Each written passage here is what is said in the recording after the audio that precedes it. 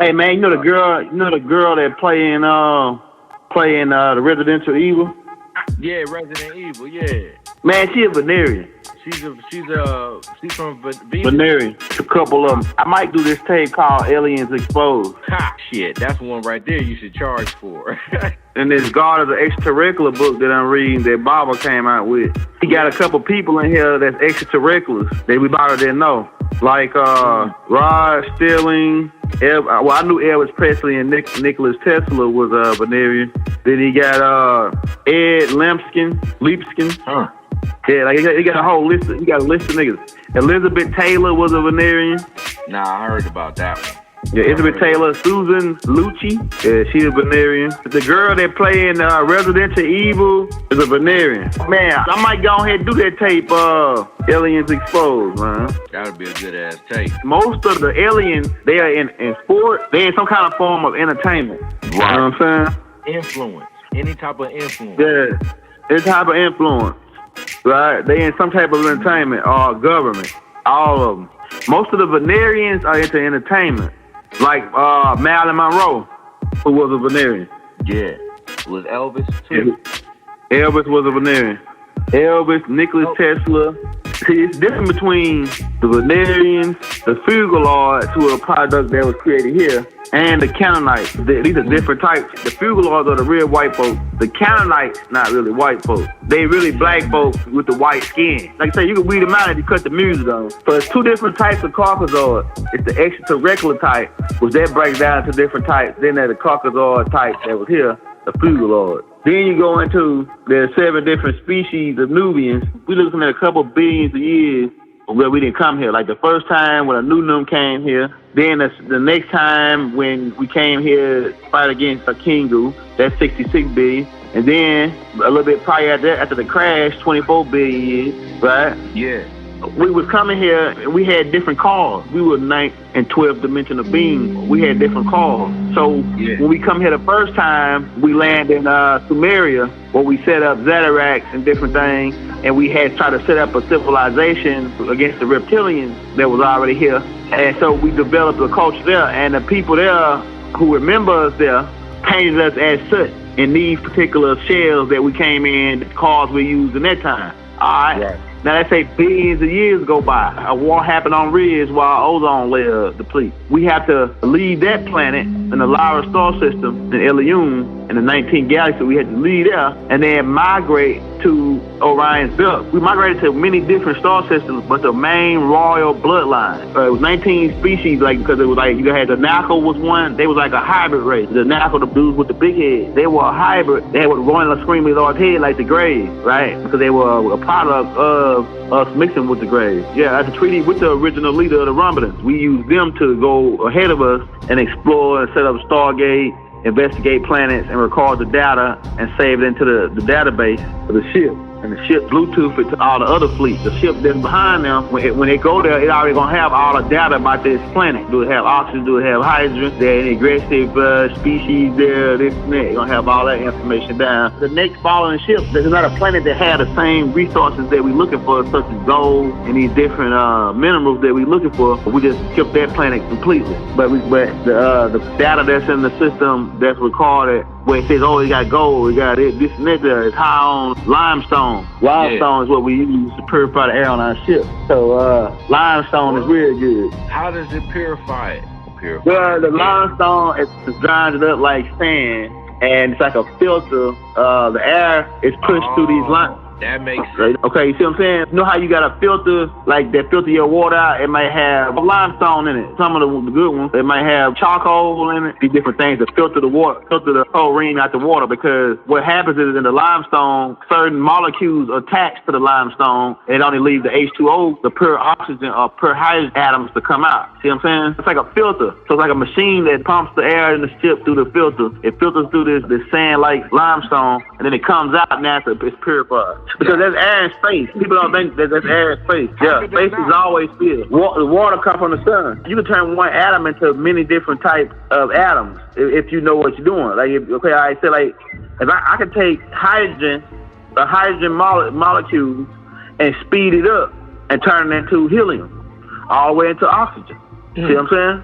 Yeah. I can take that one molecule, you know what I'm saying? So we can take whatever gas that's in the atmosphere on your chart. If it's too high, I can slow it down. Right. So like if it's gold, I can turn gold into oxygen. You can speed gold up so fast that it turns to oxygen. To where you can breathe it in. For then where you can breathe it. See what I'm saying? Yeah. These beings have that technology. It's alchemy. It's a high level form of alchemy. That's exactly what it is. Like it's the chemical transfer of molecules to one state to the next. In the process of doing that, they can capture the energy within the transfer of the two molecules. They can capture the energy in between from the rest and then harness that and use that for a source of energy. Where Egypt was set up at first, was it at the foothills of the mountain of the moon? Yeah, if you're coming from the ancient Kushite point of view, which would be the Pathite, Path and his people. Right. The people that was already here, the Pygmies, the Twa. Yeah, so if you're coming from their point of view, you coming from the foothill of the mountain where Happy dwell. Right. Because if you go back and look at how short Imhotep was, Imhotep could possibly be connected to Path if you trace it back. You're dealing with the Orion group, but they're the same group. They're the same family, just different time frames when they landed. See what I'm saying? Right. Different times when they coming here. You know what I'm saying? So, but the last time coming here was 11,000 years ago. The Hindus mixed with the Orion group, okay? Then you got reptilians who mixed with the Dagons. Then you got Dagons who mixed with the Paphites. The Paphites mixed in with the Orion group. The Orion group, so you got all these different tribes mixing in. You know what I'm saying? So it's like a fucking crazy-ass mix. You got the original seed, the original reptilian humanoid vampires who still live today underground. They only come outside at night. The original vampires come from the reptilians mixing with the Dagons, and they black. The original vampires are black. If you go back to the queen, that's why they got, what's that lady name? Aaliyah to play the queen. They know the queen black from the Dagon tribe. They live thousands of years. Don't never age. Always look the same. Thousands of years. As long as they stay underground, as long as they don't come outside, when they come out to the sunlight, they don't immediately die. They just start to age real fast. Right. See what I'm saying? They don't blow like they show in the movie, but they allergic to silver. All the shit they show you, garlic in the movie, all that shit is real. They don't just come out and blow up like they explode when the sun come out. They just begin to age real fast when they come out to the sunlight. Because they reptilians. You know, reptilians gotta stay in the water or gotta stay in the dark until nighttime. You know what I'm saying? Yeah. In the shade.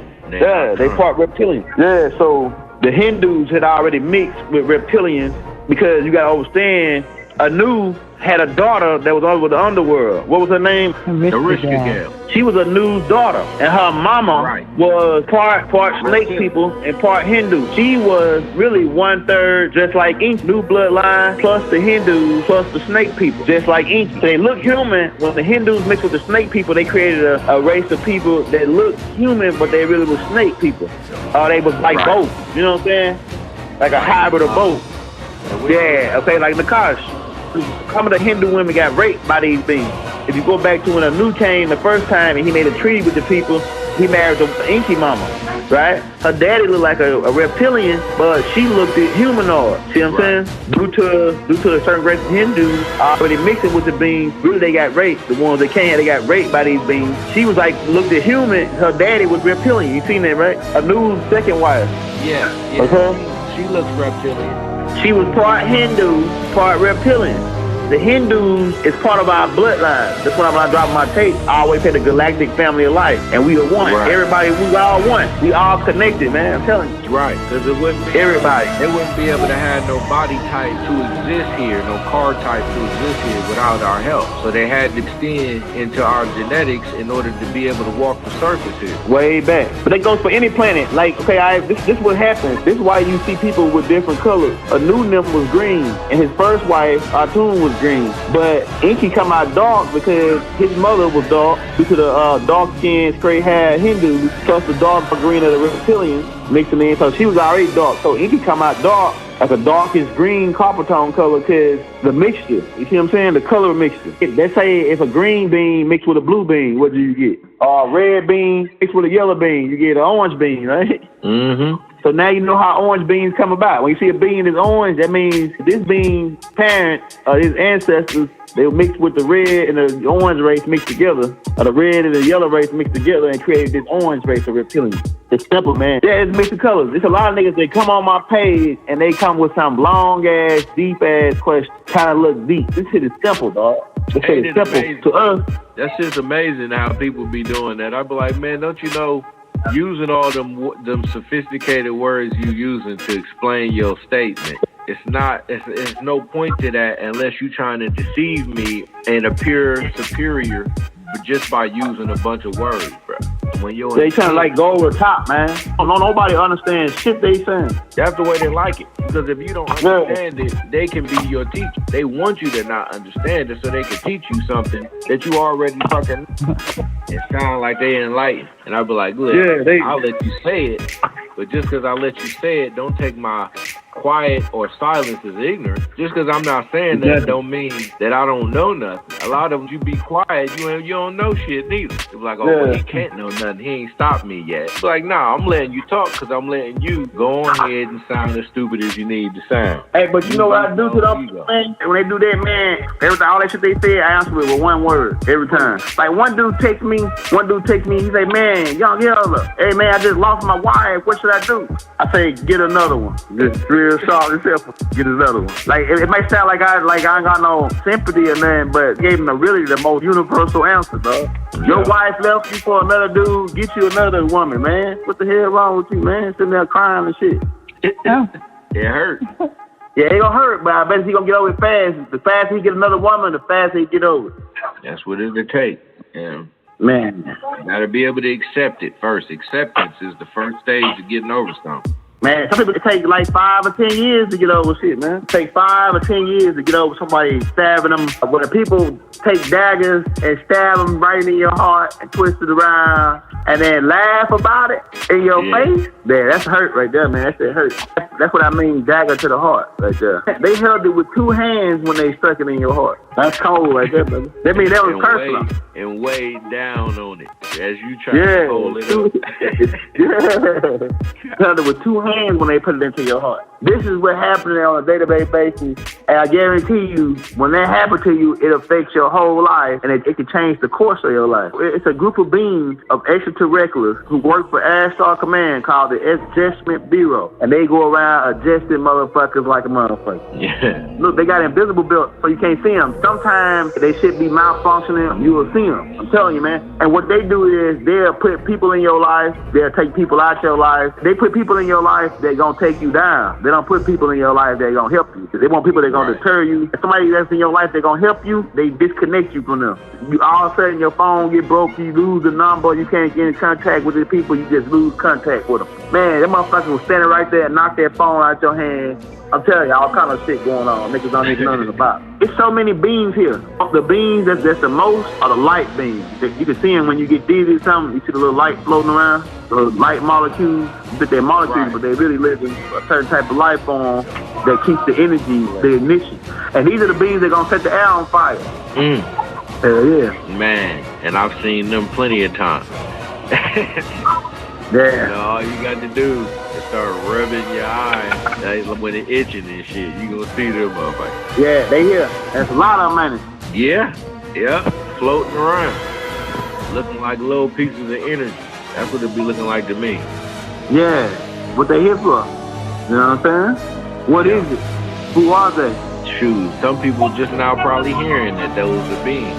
Yeah. So people are under the impression that everything gotta be big to be powerful. Man, there's some niggas in the galaxy that's like, them niggas like 3 inches tall, nigga, they'll kick your ass. Like the beings from the Aquarius star system, they may be no more than taller than a coffee cup. A little bit taller than a coffee cup. And them jokers there, they got the baddest shit, man. They got the baddest weapons. They'll blow your ass to another galaxy, man. Right. Zap. Zap, nigga. They call it on Men in Black, the little people. Those are the beings. They call them the Achilles in the movie, but they from that's their name, but they from the Aquarian star system. But most of the beings from the Aquarian are little small jokes, like little small beings. Some of them neutral, some of them aggressive, and some of them cool and like jokesters. You know what I'm saying? You prank some shit on niggas. But don't underestimate the size, because them little niggas there, you know what I'm saying? The biggest things in the galaxy is the sorriest things. Like the Inky dudes, they some big motherfuckers, 8 foot tall, 7 foot, they big, them beings there, you know what I'm saying? Like the dumb shit is like the biggest shit, you know what I'm saying? Right. The one-eyed Titans, they slow as fuck, which is a big ass clone race on the Enkidu. That's like saying somebody got one eye, they only see from one perspective only. You would be a pretty stupid dude, a stupid person. Yeah. If you're only looking from one perspective only at all times, and you just so happen to be a giant at the same time too. Were created by the Meldekians to haul rocks and shit. They're like 7, 8 foot tall. They were grafted out of the Enkidus, the Cyclones with the big giant with the one eye in the middle. They were cloned on Titan, like a zone worker race on Titan to haul rocks and shit, big ass boulders. The Cyclops. Yeah, the Cyclones.